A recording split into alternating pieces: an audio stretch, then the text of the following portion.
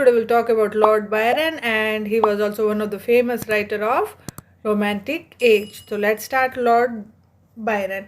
And he was born in 1788 and he was died in 1824. Okay, तो इनकी life के बारे में कर लेते हैं. इससे पहले की वीडियो ज़रूर देखिएगा, उससे आपको एक रोमांटिक एज के बारे में पता चल जाएगी क्या सिचुएशन थी, क्यों वो रोमांटिक एज की तरफ गए थे, क्यों इस टाइप की राइटिंग्स उन्होंने लिखना शुरू किया था राइटर्स ने, क्या इम्पैक्ट पड़ता है उनकी मेंटलिटी पे, हमारे आसपास के एनवायरनमेंट से, वो भी हमें पता चलता है. तो वो ज़रूर देखिएगा पहले की वीडियोस आप. तो let's start. Lord Byron and his father used to torture his mother and he left him after taking all her fortune. तो उनके पिताजी जो थे उनको मदर को बहुत मारते थे और वो सारा फॉर्चून लेके उनको छोड़ के चले गए थे. Okay, and his uncle died and the title Lord has been taken by Lord Byron. तो जो उनके अंकल की डेथ हो गई थी उसके बाद में इन्होंने उनका टाइटल ले लिया और इनका नाम हुआ Lord Byron. And two of his favourite book as a child is, इनकी दो फेवरेट बुक थी, वो उनका नाम है, first one is Old Testament. The first one is Old Testament and the second one is Pope's poetry. Pope's poetry किसने लिखी है? अलेक्जेंडर पोप ने लिखी है. तो Pope's poetry Alexander Pope written by, and the first one is Old Testament. ये favourite books थी जो ये अपने चाइल्डहुड डेज में पढ़ते थे. And he went on a trip to Portugal, Spain, Greece because he had more money, because he has the title of Lord given by government. तो उनके पास बहुत सारा पैसा था, तो गवर्नमेंट जो उनको देती थी, उनको टाइटल मिला हुआ था लॉर्ड का, उसके वजह से. और वो ट्रिप पे घूमते फिरते थे आराम से अपना, कभी पोर्चुगल गए, कभी स्पेन गए, कभी ग्रीस गए, ऐसे ही अपनी जर्नी पे रहते थे. And he has an affair with various married women in London and in Venice. तो उनका काफ़ी सारे मैरिड वुमेन्स के साथ अफेयर था, लंदन में भी, वेनिस में भी. And lady use to call him mad, bad and dangerous to you. The lady use to call him mad, bad and dangerous to you. तो ये उनका लेडीज़ ने नाम रखा था, because he had many affairs and he quarrel with many people in England. उनका बहुत ज़्यादा झगड़ा होता रहता था, बहुत सारे अफेयर्स थे उनके, इसीलिए उनको ये नाम दिया गया. And he decided to leave England in 1816. तो वो उनका झगड़ा भी होता था, इसीलिए उन्होंने डिसाइड किया कि नहीं, अब तो मैं इंग्लैंड को छोड़ के चला जाता हूँ. तो वो 1816 में इंग्लैंड को छोड़ के चले गए. He went Italy and there he was associated with Shelley in 1824.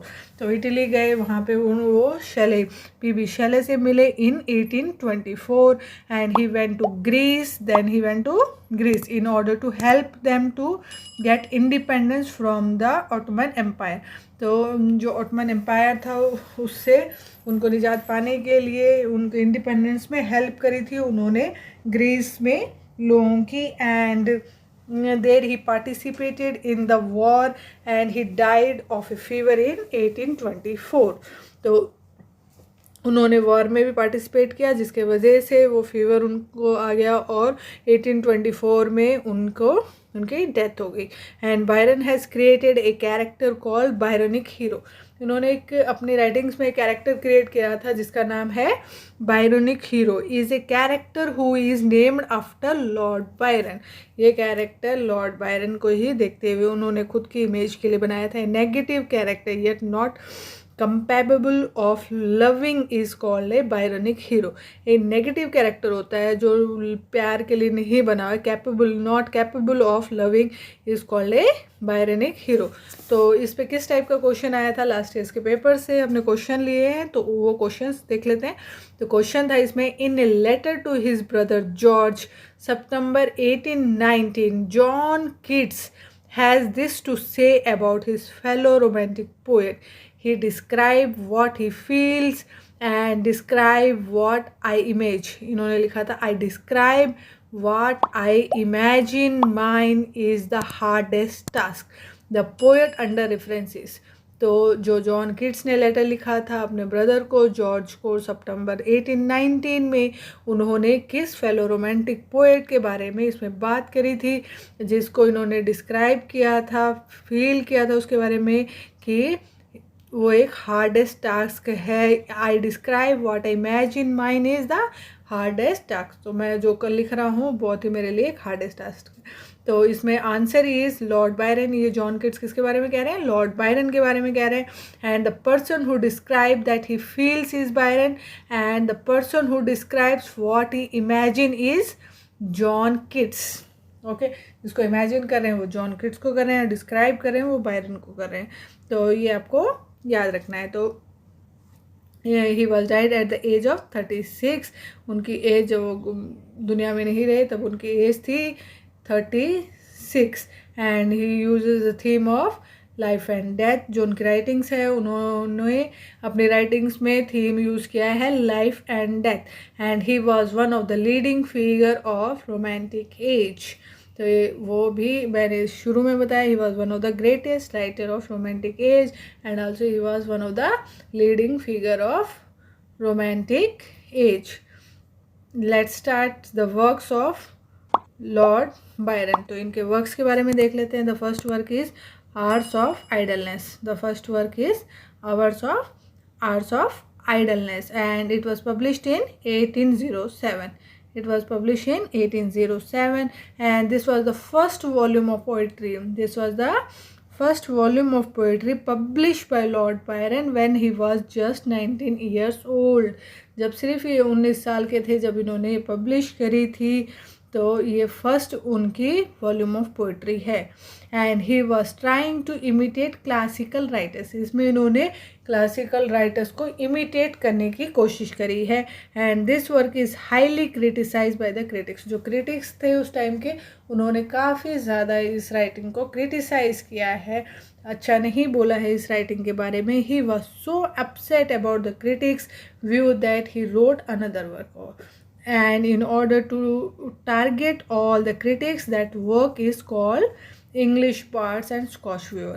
तो काफ़ी ज़्यादा वो अपसेट हो गए थे जब क्रिटिक्स ने उनके राइटिंग्स के बारे में ऐसा कुछ उल्टा पुल्टा बोला।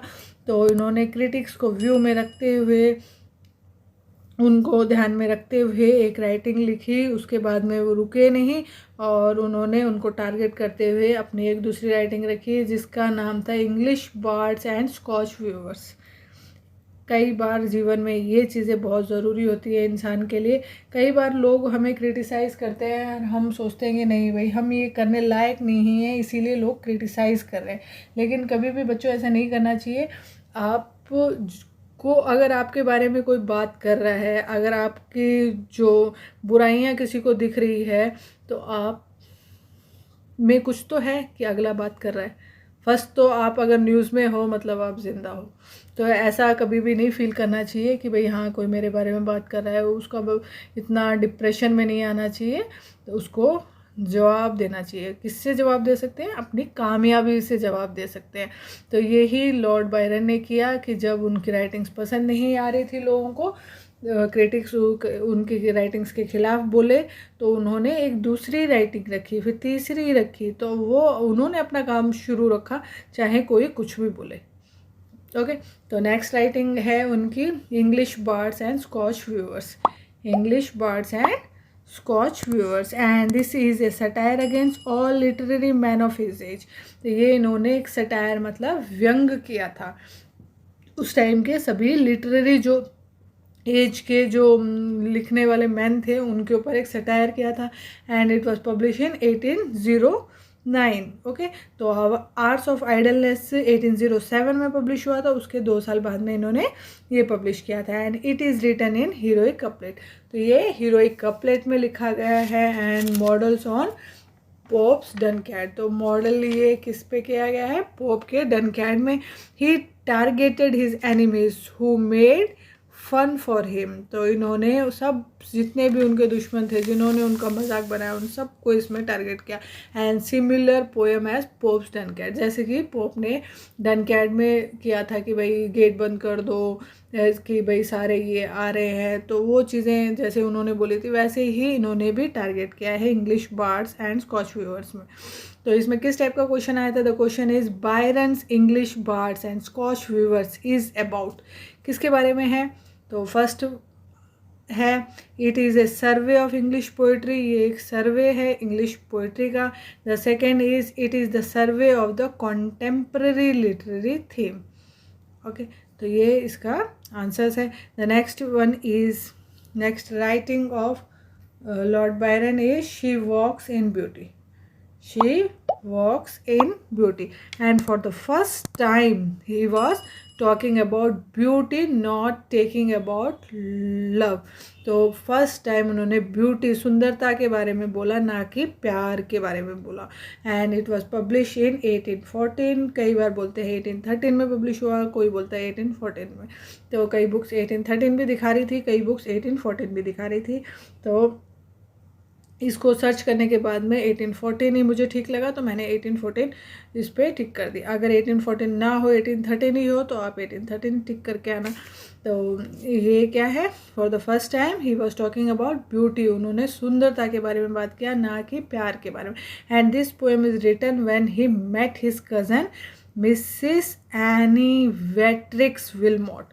जब वो अपनी कज़न से मिले थे, मिसिस एनी वेट्रिक्स विलमोट से, तो उन्होंने ये poem, in this poem he is praising beauty.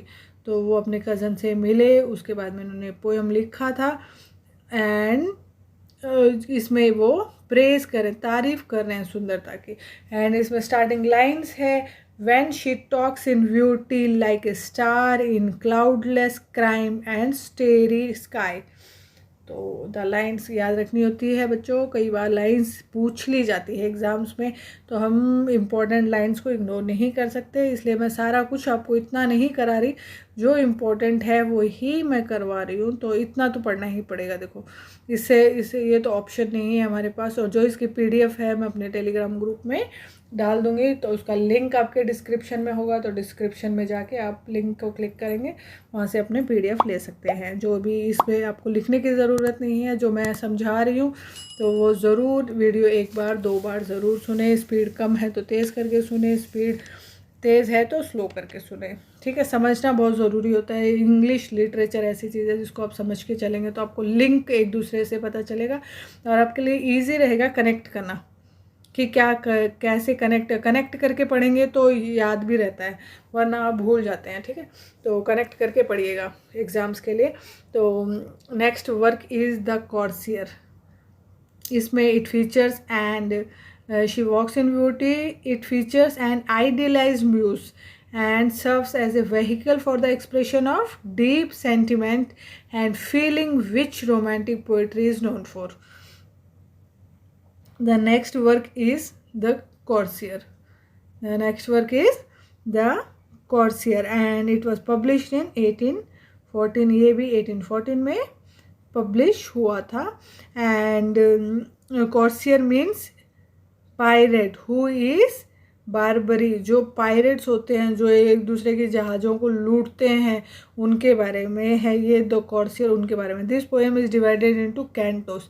ये कैंटोस में जो पोएम होते हैं उनको किस में डिवाइड किया जाता है, कैंटोस में। लाइक डेंटे डिवाइन कॉमेडी जो है वो भी कैंटोस में है, तो ये कैंटोस में डिवाइड किया गया इस पोएम को। And Byron narrate the Corsair story called Conrad. तो कॉनरेड नाम से वो इसको स्टोरी को नरेट कर रहे हैं लॉर्ड बायरन खुद। Okay, and the poem talks about how he was rejected by the society in his youth, तो because of his action and later fights against humanity.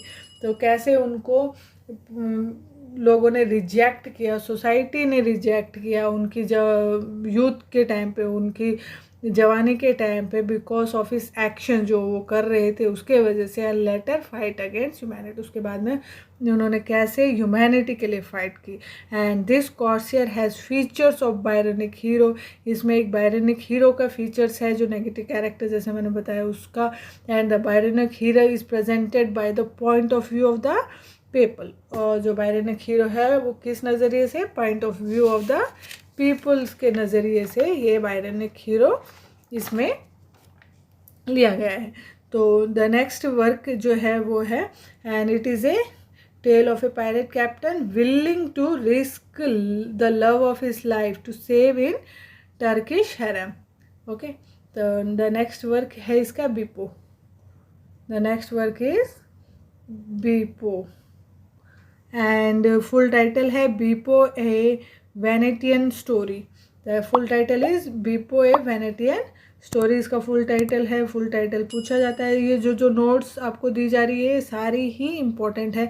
इसमें जैसे मैं कहूँ कि कितने ही स्टार बना लो, कोई सारा जितना है बहुत ही हमने बहुत सोच समझ के बहुत इम्पोर्टेंट पॉइंट्स ही लिए हैं। ओके, तो इसमें ऐसा कुछ भी नहीं है, पूरा ही आपको पढ़ना है और याद करना है। तो बीपो का फुल टाइटल है Beppo a Venetian society and the story which is set in Venice is called Venetian story. जो वेनिस जो शहर था उसमें जो स्टोरीज करी जाती थी, सेट की जाती थी, उसे वेनेटियन स्टोरीज बोलते थे। And he use Italian octa rhyme metre for the first time. इसमें उन्होंने ऑक्टा राइम मीटर यूज़ किया है first time. Okay, and it is the story of a lady who belong to Venice, her name is Laura. इसमें एक lady है जिसका जो Venice में रहती है, वेनिस की है, और जिसका नाम है लॉरा।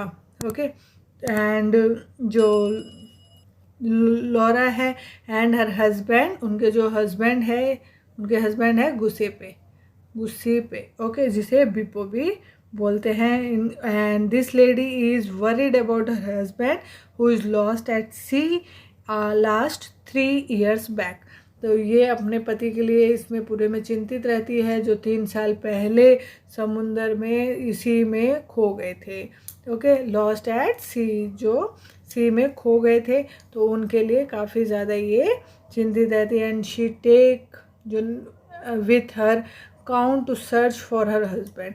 तो वो अपने साथ काउंट नाम के आदमी को लेके चलती है अपने हस्बैंड को ढूंढने के लिए। And when 2 of them attend the carnival in Paris, she is closely observed by a Turkish man। जब दोनों ही एक कार्निवल में थे वेनिस में, जब वो एक टर्किश मैन उनको ऑब्जर्व कर रहा था, and this Turkish man later turns out to be missing husband. तो ये टर्किश मैन है, उनको बाद में पता चलता है कि ये और कोई नहीं उसी का हस्बैंड है। And Beppo explain that he has been capture and enslaved by was freed by a band of pirates।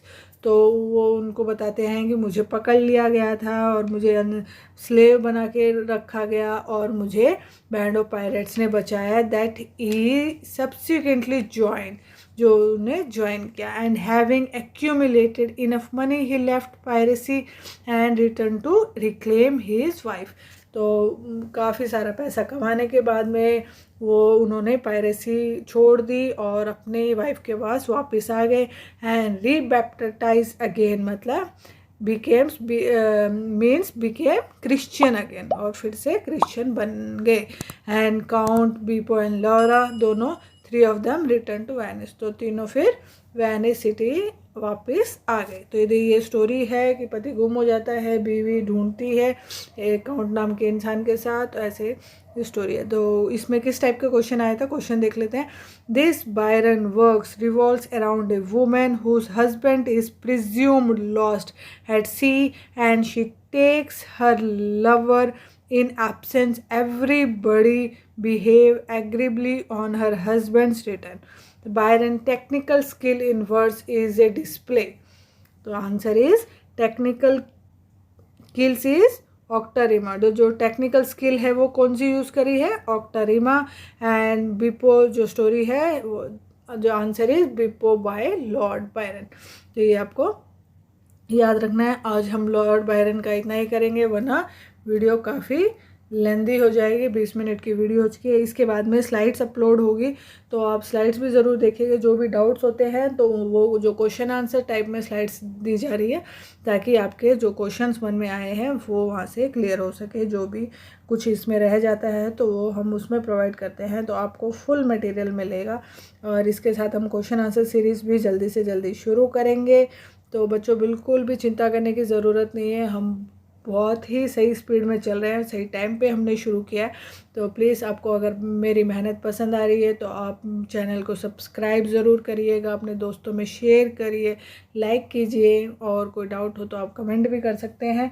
और जो बेल आइकन ज़रूर दबाइएगा ताकि डेली के वीडियोस अपलोड होते हैं, सिर्फ एक संडे कई बार स्किप होता है, तो ये आपको डेली के वीडियोस मिल सके और आपका जो प्रिपरेशन है वो बहुत ही अच्छे से हो सके। और कोई मेरी हेल्प चाहिए तो आप वो भी मुझे कमेंट के थ्रू बता सकते हैं, तो मैं ज़रूर रिप्लाई करूँगी। Thank you for watching, have a great day.